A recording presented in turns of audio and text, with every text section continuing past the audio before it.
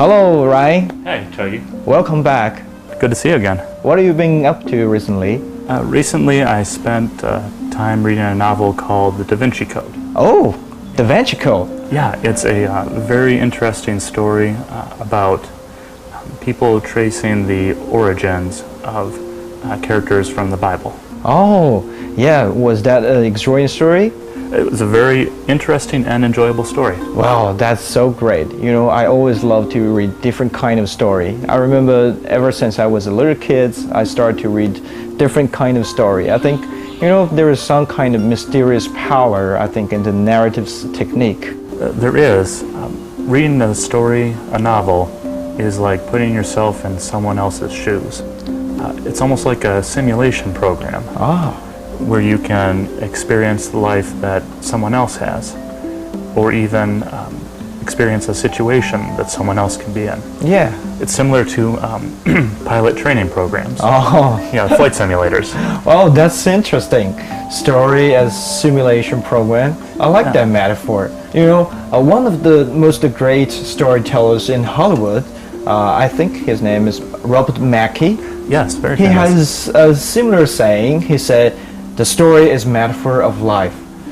A good story is not just a story, it also functions like the metaphor of our own life.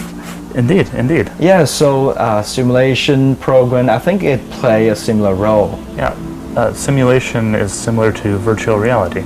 Have you ever tried it? Yeah, actually I have tried some simple virtual reality devices which combine a cell phone as a screen and with a glass. A very simple equipment but has a very extraordinary effect. I can't believe that we're so near to the virtual reality. Yeah, it is amazing. Yeah, that's amazing. You know, I still can remember the first story that I heard from my elementary school. It was called 揠苗助长, and literally the story means pulling up the seedlings to help them grow. Basically, the story is about impatient farmer who wishes crops to grow faster, so he go to his field and he pull up his seedlings to help them grow. But eventually, of course, all his seedlings are dead. Even I was a little kid, I know the story is not just about the farmer. The story is like a metaphor. Every impatient person who wishes to achieve their achievement in haste is the potential farmer. It reminds me of the idiom, haste makes waste. Yeah. And that story reminds me of a story common to a lot of people in the United States. It comes from one of Aesop's fables. Oh. It's the story of the golden goose. Oh, golden.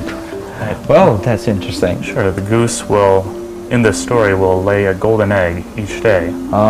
And the owner of the goose isn't satisfied with the amount of money that he can get each day. So he tries to, he kills the goose to try to find more eggs. Yeah. But there are no eggs. Yeah. And the goose is gone. Yeah. Right. So it's a similar story, a little different, but similar. Yeah, that's right. That story also is a metaphor for our attitude towards our resources. Yes. Yeah, so that's telling us our human beings should not be that such greedy.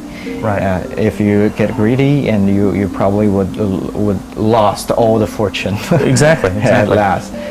I think good movie stories sometimes also give the great implication to us. Okay. Do you have a movie that comes to mind? Yeah, of course. I think it's a very popular one. It's called Shawshank Redemption. Yeah. Do you know that movie? It's very popular. Well, you know, I remember when the first time I watched this movie, I was only 18. By that time, I was fascinated by the Brooks story, the old Brooke in the prison, and lately be released. Right. He cannot getting used to the environment outside, so he chooses to commit suicide. The Brooks story also tell me the conception of institutionalization. Before then, I don't know what is institutionalization. As a teenager boy, people have to make more decisions and be more aware of the larger society and the obligations and relationships that they have throughout society. Yeah. And that can feel a little bit like institutionalization. Yeah, that's right. I think Brooks' story is a very good metaphor of this institutionalization. So a good metaphor is not only to change our perception, our view of our own life. A relevant metaphor is capable of reflecting a pivotal change in the society.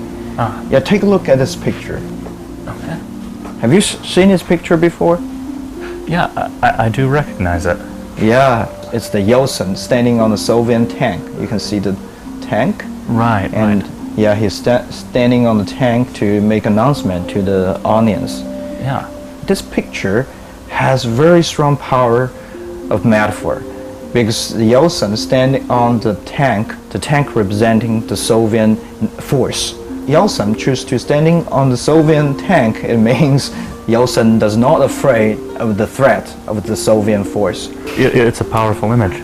So he made a big impression through this behave, and I think this very image has a significant power in changing the reality, like the Soviet clubs. Metaphors can be influential.